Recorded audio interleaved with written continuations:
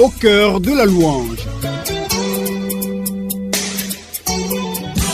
Au cœur de la louange, une émission de rencontre, de formation, d'évangélisation et de partage sur la louange. Au cœur de la louange, une émission conçue, produite et réalisée par la famille Les Voix de l'Amour et présentée par Marina Brou. Amis auditeurs et auditrices de Radio Espoir, paix et joie, que la paix et la joie remplissent vos cœurs en cet instant béni. Bienvenue à votre émission dédiée à la louange, ce langage du cœur qui élève l'âme et rapproche de Dieu. Je suis Marina Brou et je suis avec Adèle Fini. Paix et joie Adèle. Paix et joie Marina.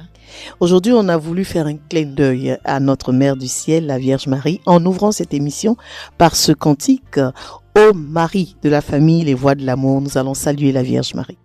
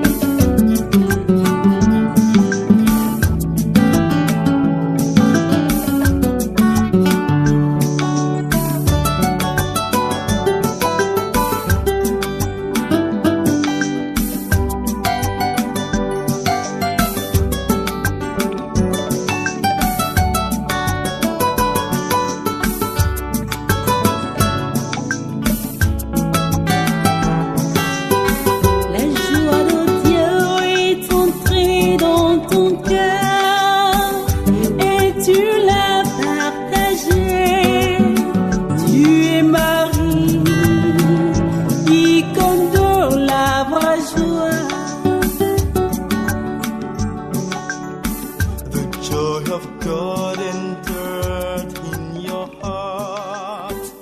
Elle est la mère de la louange, la Vierge Marie. Elle a dit oui par son fiat et elle a reçu la bénédiction parce qu'elle avait foi en ce que le Seigneur lui avait promis. Et cette belle louange, lorsqu'elle rencontre Élisabeth, mon âme exulte de joie en Dieu, mon Sauveur. Eh bien, comment ne pas lui faire un clin d'œil à cette émission de la louange, Adèle? Alors, Marie, c'est notre mère. Et comme une maman, elle nous montre toujours l'exemple à suivre. Et aujourd'hui, elle nous montre comment rendre grâce, comment dire sa louange et sa reconnaissance au Seigneur. Eh bien, la louange ne dépend pas toujours des circonstances favorables. Elle jaillit aussi au milieu des combats. Et donc, nous profitons de ce temps-là pour que cette louange que nous allons élever au Seigneur au cours de cette émission puisse être un instant de grâce et de faveur pour chacun de nos auditeurs. Élever Dieu, c'est reconnaître sa fidélité hier, aujourd'hui, demain. Et c'est dire aussi merci avant même de voir ce que l'on demande au Seigneur. Donc c'est espérer contre toute espérance. Est-ce que dans notre monde d'aujourd'hui, on se rend compte encore que cette louange la porte quelles que soient les circonstances? On a l'impression qu'il faut dire merci au Seigneur, lui dire qu'il est grand, qu'il est beau, lorsque les choses vont bien dans nos vies. C'est ce qu'on a l'habitude de faire. Hein. C'est ce qu'on a l'habitude de faire, de dire merci quand ça va bien. Alors que il est encore plus avantageux pour nous.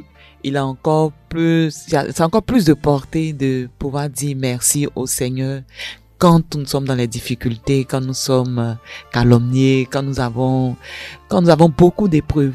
Et c'est ça notre marque de foi, c'est ça notre engagement de chrétien.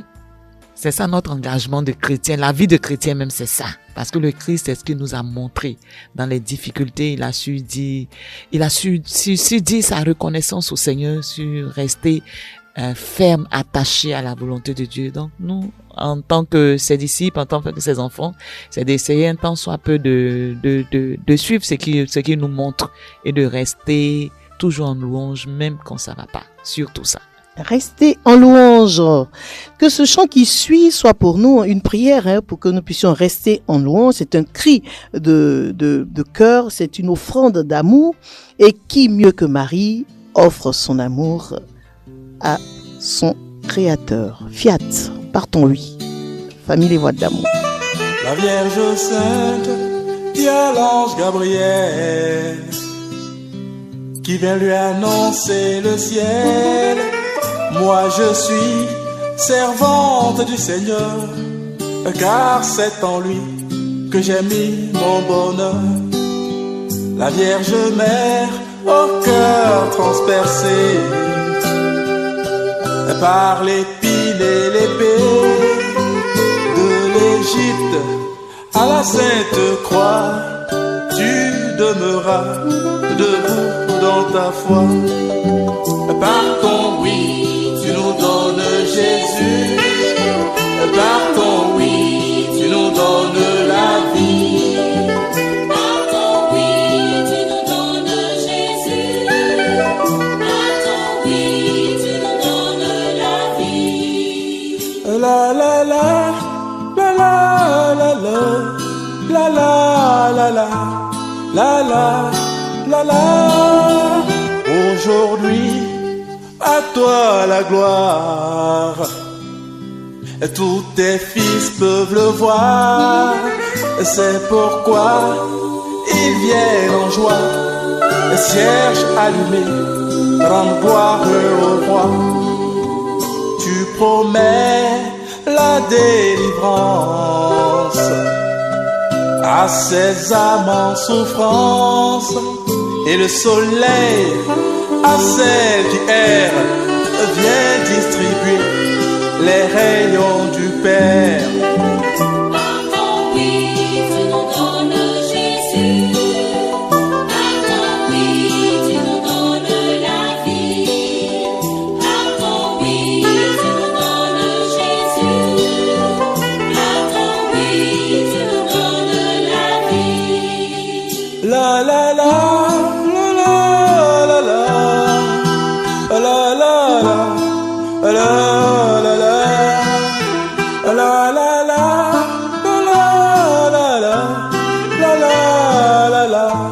La la la la. Aujourd'hui, à toi la gloire. Tous tes fils peuvent le voir. C'est pourquoi ils viennent en joie. Cierge allumé, rendre gloire au roi. Tu promets la délivrance à ces âmes en souffrance, et le soleil à celles qui errent. Viens distribuer les rayons du Père. Par ton oui, tu nous donnes Jésus. Par ton oui, tu nous donnes la vie. Par ton oui, tu nous donnes Vierge Mère. Par ton oui, tu nous donnes la vie. Vierge Sainte. Par ton oui, tu nous donnes Jésus. Rosa mystique. Par ton oui, tu nous donnes la vie. Trône de la sagesse. Par ton oui, tu nous donnes Jésus. Vierge Mère. Par ton oui, tu nous donnes la vie. Ô Vierge Sainte. Rosa. Rosa mystique. Adèle, on va écouter ensemble un enseignement, une exhortation, et puis vous permettre aussi de recevoir un enseignement qui peut nous aider, parce que bientôt nous allons entrer dans une autre étape, hein, dans une autre phase de notre vie chrétienne, ce temps de carême qui approche, et la préparation doit se faire longtemps avant, parce que nous savons que c'est un temps très précieux, c'est un temps important pour l'Église, important pour le chrétien, parce que pour arriver jusqu'à Pâques, il faut qu'on ait tout ce cheminement-là, que nous puissions nous enraciner dans la vie de Jésus pour repartir à nouveau avec le Christ. Parce que c'est là que notre foi va se manifester. Si le Christ n'est pas mort et ressuscité, vaine est notre foi. D'où l'importance d'écouter des enseignements, des exhortations afin de nourrir notre foi, et c'est ce que nous allons faire maintenant. Au cœur de la louange. Et aujourd'hui, le Seigneur nous montre encore combien de fois il est attentif à ce que nous vivons, à ce que nous sommes, et combien il est attentif à ce qu'il veut faire avec nous et veut faire de nous.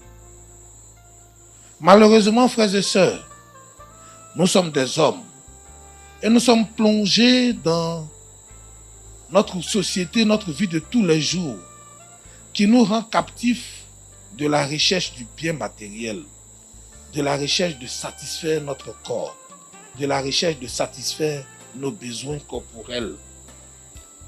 Voilà Jésus qui est en train de prêcher la bonne parole, qui est en train de nourrir le peuple de Dieu par sa parole. Ses apôtres, au lieu de l'aider, ils se soucient d'une seule chose. Il est en train de faire nuit. Les gens n'ont pas encore mangé. Tu es là, tu parles beaucoup. Et très souvent, ça nous arrive. Hein? Souvent à la messe, quand le curé parle trop, on est assis là, mais vraiment, il faut faire vite, on partit. À un certain moment, on ne fait plus attention au mystère qui se passe. Mais on fait attention au mystère de notre ventre, au mystère de la réalité corporelle que nous voulons aller rencontrer. C'est ça, souvent, très souvent d'ailleurs. On a fait notre programme. La messe c'est de 6h à 7h30. Quand 7h30 passe, déjà c'est fini. Et voilà les apôtres. Maître, il fait nuit. Il faut que ces gens-là mangent, ils sont nombreux. On dit Jésus a nourri combien de personnes? 5000 personnes. Sans compter les femmes et les enfants. Et pourtant il faisait nuit. Frères et sœurs, la parole est la chose la plus importante. C'est la première des choses. Quand il y a la parole, il y a la nourriture corporelle. Quand il y a la parole, tout le reste ne peut que venir aisément. Mais quand il n'y a pas la parole, même la nourriture que nous cherchons est difficile à trouver. Parce que la nourriture se trouve dans la parole. Et c'est ce que Jésus nous montre. Il veut nous faire comprendre qu'il est attentif à tout ce que nous vivons. Mais d'abord, la première des choses qui doit retenir notre attention, c'est sa parole. Quand nous sommes rassasiés de sa parole, le reste viendra tranquillement. Et il y a un fait qui me touche dans l'évangile. On dit, ils les font tous asseoir. Avant de leur donner à manger, on les fait asseoir. Asseyez-vous. Ça, c'est le premier geste du secourisme. On fait asseoir la personne. Tu es blessé, assois-toi. Il faut te reposer, il faut te calmer. Il faut apaiser tout ce qui en toi est émotion. Parce qu'ils ont entendu la parole. Jésus a prêché. La parole était là. Mais les apôtres sont venus, ils ont fait. Il faut aller donner à manger. Bon, asseyez-vous. La parole va descendre d'abord dans votre cœur. La parole va se positionner avant qu'on ne mette le pain et le poisson. Bon, ils nous ont pas dit si c'était cap, si c'était à Dieu vent, si c'était... Mais on a dit poisson et pain. On ne sait pas si Jésus avait grillé, peut-être la prière avait grillé, si c'était pépin soupe, si c'était... Mais c'est du pain et du poisson. La réalité de notre vie. On ne sait pas aussi si c'était pain godio. Mais généralement, chez les Juifs, il y a toujours pain godio. Parce qu'ils ont toujours du pain à la maison. En fait, l'évangéliste utilise ce qui était le quotidien des Juifs pour nous dire que dans notre quotidien, Dieu écrit sa parole, il inscrit sa parole. Dans ce que nous pensons être insignifiant, Dieu inscrit sa parole. Dans ce que nous pensons être inutile, Dieu inscrit sa parole. Dans ce que nous pensons être à jeter, Dieu inscrit sa parole. Et quand sa parole est inscrite, on ne peut que recueillir beaucoup de paniers de reste. Parce que nous avons mangé, nous avons eu faim, il nous a donné à manger. Nous sommes rassasiés et sa parole fait que aussi reste. Mais si tu laisses sa parole pour aller chercher ton pain, le pain ne va pas suffire. Mais quand tu prends la parole pour chercher ton pain, il y a débordement de joie et d'allégresse.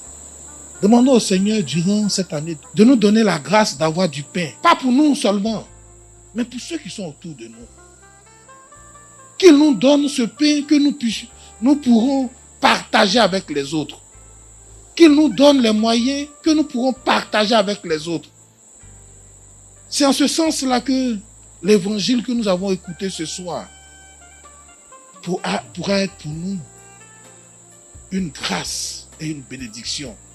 Si nous sommes capables de partager le pain que nous avons avec les autres, avec ceux qui sont autour de nous, avec notre famille, avec notre mission, dans notre mission, que ce pain-là puisse nous aider à proclamer la parole de Jésus-Christ.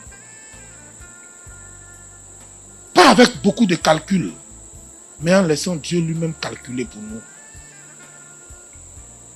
Je termine avec cette histoire qui m'a plu, que j'ai rencontrée hier à une famille. Il y a un enfant et son papa, ils sont allés dans un supermarché pour faire des emplettes. Et dans le supermarché, il y a eu un bol où on a déposé des bonbons pour les enfants. Alors, à la caisse, le papa, il veut acheter il paye sa facture. Et le propriétaire dit à l'enfant, alors, il faut prendre des bonbons dans la caisse. Tu vas partir, c'est ton cadeau. L'enfant, il regarde pas. On dit, prends un bonbon. Il prend pas. Son papa se tourne. Mais prends les bonbons. Il prend pas. Si c'était chez nous il y a longtemps, tu as donné cocotta. Mais tu es bête. On te dit de prendre bonbon, tu ne vas pas prendre bonbon. Et l'enfant, il ne réagissait pas. Donc son papa, il a mis la main dans le panier, il a pris les bonbons et il a donné à son enfant. Et ils sont sortis du magasin. Arrivé dehors, son papa lui demande, mais mon fils, pourquoi tu as fait ça? On te dit de prendre des bonbons, tu ne veux pas prendre. Tu m'as mis mal à l'aise. Il dit, papa, je voulais bien prendre les bonbons. Mais ma main est petite. Toi, ta main, elle est grande. Donc, tu as vu, quand tu as pris les bonbons, j'ai eu plus de bonbons que si moi-même je prenais des bonbons. Dieu est notre Père.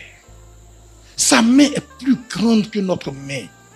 Sa main est plus grande que ce que nous pensons. Si nous permettons à Dieu de prendre des bonbons, nous aurons plus de bonbons que les bonbons que nous-mêmes nous cherchons.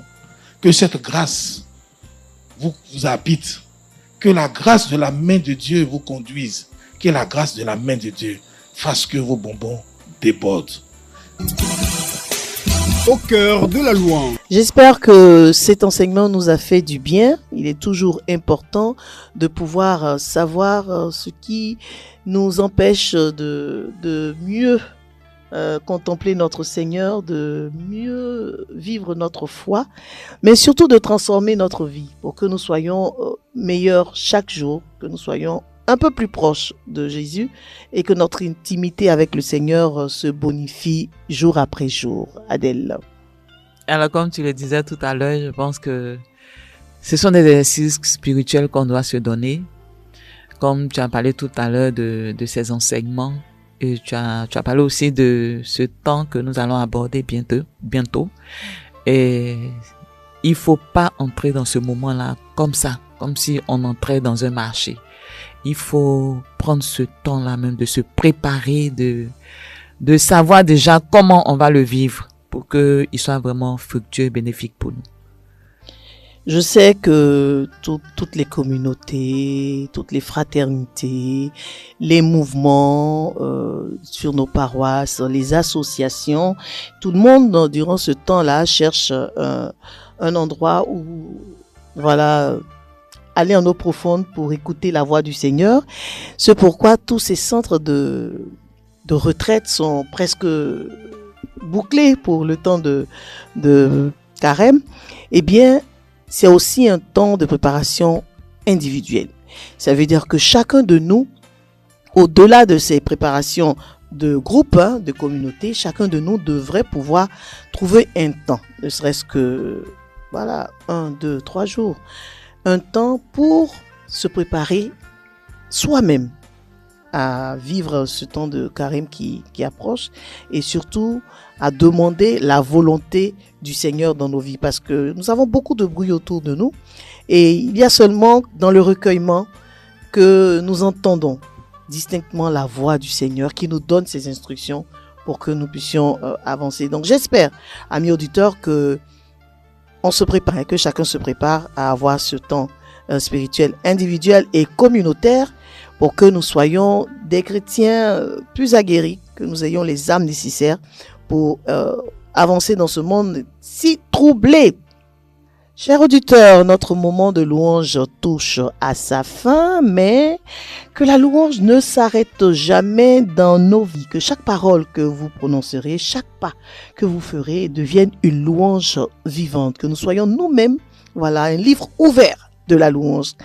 Je profite pour faire un petit témoignage. J'ai une de mes nounous qui actuellement attend un enfant et depuis le début de la grossesse, c'est un peu difficile pour elle. Et j'ai remarqué, je dis, mais tu étais tellement souriante quand tu arrivais chez moi et maintenant quand tu arrives, j'ai l'impression que le monde lui est tombé sur la tête. À peine si elle veut sourire à cause de toutes ces, pas douleurs, mais c'est l'inconfort qu'elle a depuis le début de cette grossesse. Et un matin, elle arrive toute souriante. Je lui dis, mais qu'est-ce qui s'est passé aujourd'hui? Et non, tante, ça va mieux. Que le Seigneur puisse permettre à toutes ces femmes qui attendent un enfant d'aller mieux. Parce que c'est vraiment une belle expérience. Et lorsque le corps est un peu souffrant, on ne sent pas la joie de la maman d'attendre ce beau bébé. Eh bien, je vous souhaite par cette louange pour vous dire au revoir que toutes nos mamans qui attendent un enfant reçoivent la grâce de Dieu, la paix de Dieu et surtout la santé pour que le visage soit rayonnant parce que nous attendons une merveille du Seigneur. Adèle, pour nous séparer de nos auditeurs. Alors, ce que je peux dire, c'est que comme on le disait tout à l'heure, ce clin d'œil qu'on a fait à Marie, c'est de prendre Marie chez soi et dans tout ce que nous allons vivre, de demander son aide. Amen. Nous retrouvons très bientôt pour un nouveau moment de grâce. D'ici là, demeurez dans la joie et continuez de louer les Seigneurs. On reste avec la Vierge Marie pour vous dire au revoir.